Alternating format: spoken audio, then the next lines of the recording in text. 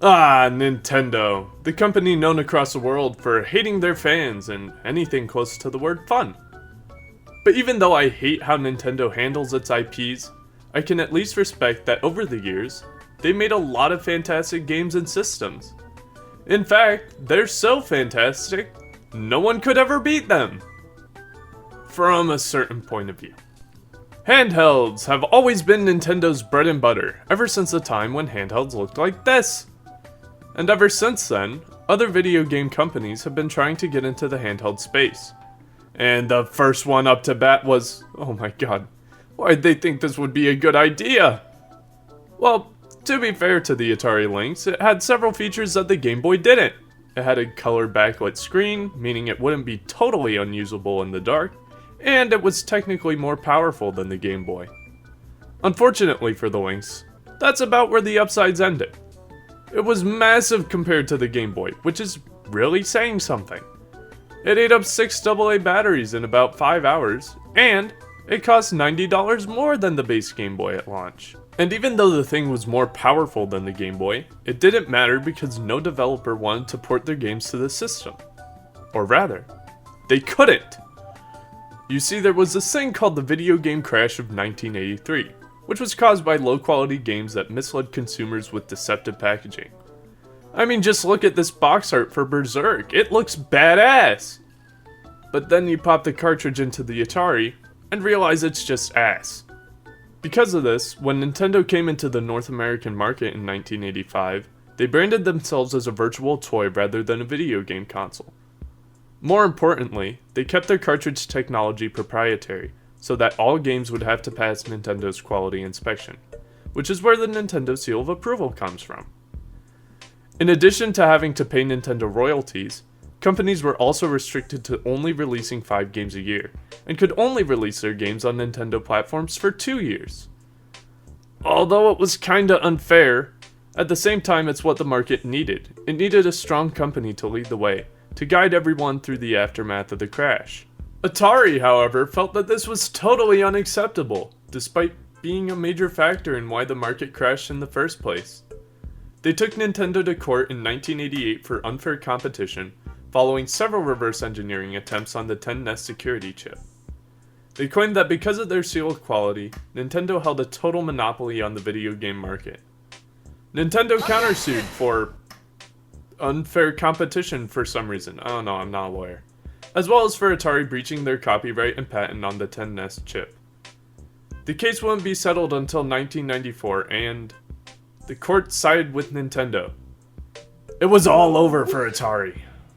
Despite their best efforts, the Lynx ended production in 1995 with a total of 73 games released, which is a sneeze compared to the Game Boy's 1,042. Atari's situation also wasn't helped by the release of Sega's handheld in 1991, which also cost less at launch than the Atari Lynx, and sported similar features. Oh, speaking of which, the Game Gear! Now, it's important to note that prior to the launch of the original PlayStation, Sega was seen as a true rival to Nintendo systems. They were the ones that were able to break Nintendo's stranglehold on third-party developers, and they kept the blood in Mortal Kombat. Wow! They're true heroes to the gaming industry. So, just the fact that they had decided to make a handheld was the most frightening thing a Nintendo fan heard in 1990. But when it came to launch, yeah, it wasn't great. It launched at $150, which was incredibly expensive for the time. For $50 more, you could get Sega's far superior home console, and for $60 less, you could look at a green blob. Yeah, that's the thing. For the most part during this generation, and in general really, but here specifically, you wanted to be the cheapest console on the market, and Nintendo had figured that out. You see, they had found a nice balance of cheap and lacking features, but still not unplayable or boring.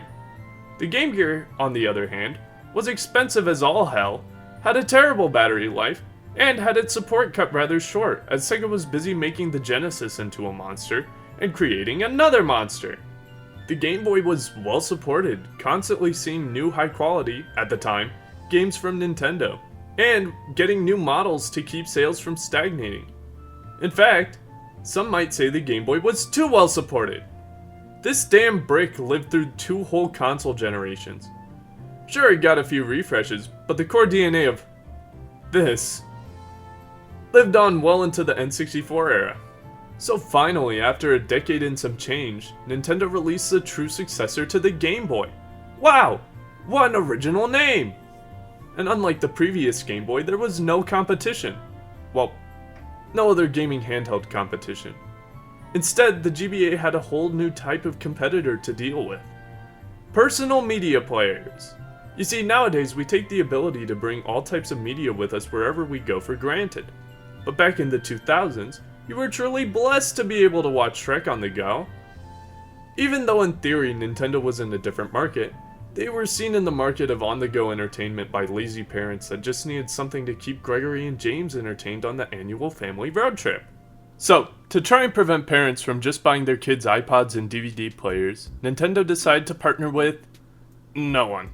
Nintendo just kind of let this one go. Unlike Majesco, who saw the market for on-the-go media was massive, they partnered with DC Studios, no not that one, who developed the cartridges and compression techniques necessary for video playback on the Game Boy Advance. Funny enough, even though the cartridges literally say they're made by Majesco, I always thought GBA Video was made by Nintendo because of the ads that were put out for it and just the overall branding. But nope, they had absolutely nothing to do with it. Although not a huge success, these cartridges did their job and kept kids entertained solely with the GBA. Nintendo finally decided to get involved and published a few Pokemon video cartridges, and then they did the unthinkable. They partnered with another DVD manufacturer! The Vistion dockable entertainment system was much like the GameCube's Panasonic Q in the sense that it didn't make any sense. It was a portable DVD player that was sold exclusively at car dealerships for $1,300 in 2006, the same year the DS Lite came out. So I wonder, what happened to it? Surely, it was a massive failure. It continued to be sold until at least 2008.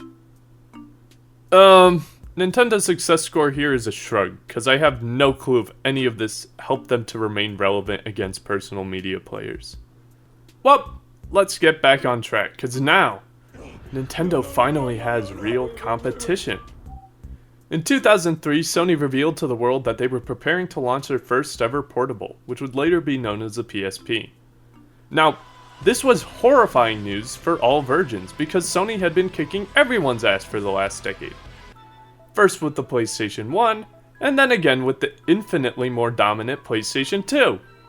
So basically, it was like what Sega did with the Game Gear, except that this time an actually competent company was behind the system. But never fear, fellow virgins, Nintendo would never let anything come close to their handheld profits. In November that same year, Nintendo announced that they too would be releasing a new game system in 2004, although it would not be a successor to either the GameCube or Game Boy Advance. As we know today, that system would go on to be the Nintendo DS. Okay, time for a quick side tangent. This whole "it's not a successor" shtick was an incredibly confusing angle to go for, especially considering that the DS was backwards compatible. Let me say that again. Backwards compatible with the Game Boy Advance. Meaning that, yeah, it was meant to be the successor to the Game Boy Advance. So it confuses me as to why Nintendo said this, especially considering that the DS was seen as a make-or-break moment amongst Nintendo executives. So why try and hide the fact that the DS is going to replace the GBA? I don't know. Okay, side tangent over. Back to the PSP. Even when the DS was announced, many wrote off Nintendo's time in the handheld industry due to the impending doom that was PSP. It was a technically superior system. It could play movies and stream content from the internet and God damn it! Yep, it happened again. The superior system cost almost $100 more than the DS at launch. I wonder why that is. It's not like Sony spent a ton of money on R&D not only to make a handheld nearly on par with a PS2, but also the optical format for said handheld that killed the battery way faster because, duh. And they were now looking to see some of those sweet, sweet returns. Yeah, that totally wasn't the reason why it was $250. But this time, something unexpected happened. People bought the system anyways? No, this can't be! It was expensive!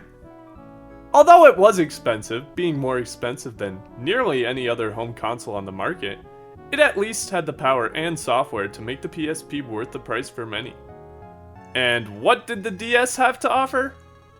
A demo of the handicapped Metroid Prime game to show that Nintendo was just as cool and popular as Sony, Mario 64 DS, and Hepatitis. Yeah, the original DS model wasn't a looker, but luckily it would get a redesign in 2006 to coincide with the most important game for the DS. Hell, Nintendo in general. New Super Mario Bros. It was a game that appealed to the young and old alike, bringing back old memories of better times or making entirely new memories about this greasy Brooklyn plumber. That, along with several other games and systems, set the path that Nintendo still walks today. More importantly for us though, it was a system seller that got normal people back into gaming, and it allowed the DS to surpass the PSP in terms of success.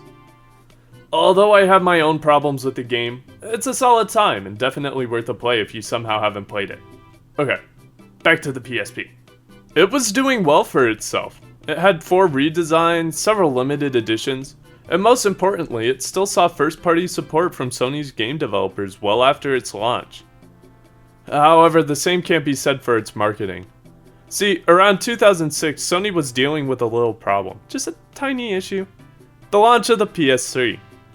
For those that don't remember or weren't around like myself, the reveal and launch of the PS3 was a huge disaster for Sony.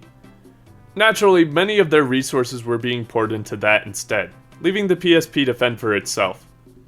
Due to the focus on PS3, the high price point, and its extra features getting less and less support, many abandoned the console, going for a DS instead. In 2010, Sony began an actual marketing campaign for the PSP, which went alongside the PS3's new campaign. Although the ads were fun, they didn't really do much, as the focus was no longer on the PSP. It was on the PS Vita, baby! Yeah! Woo!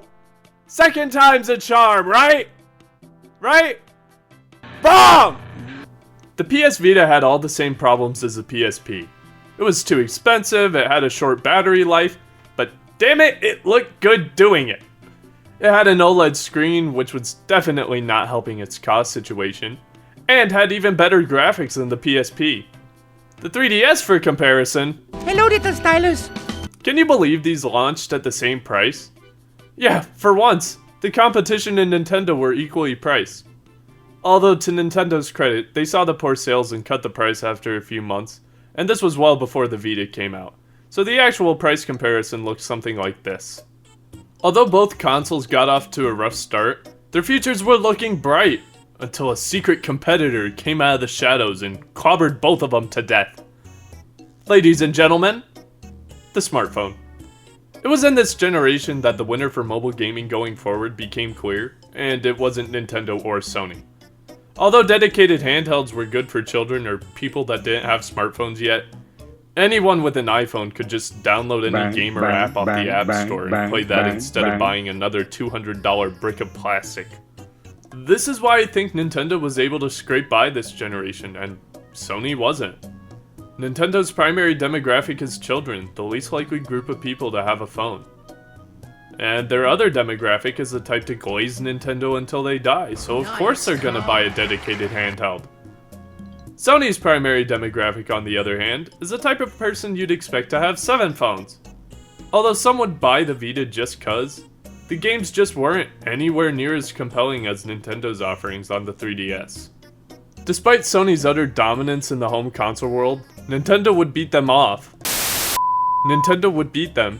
Scratch that, humiliate them whenever it came to the handheld scene.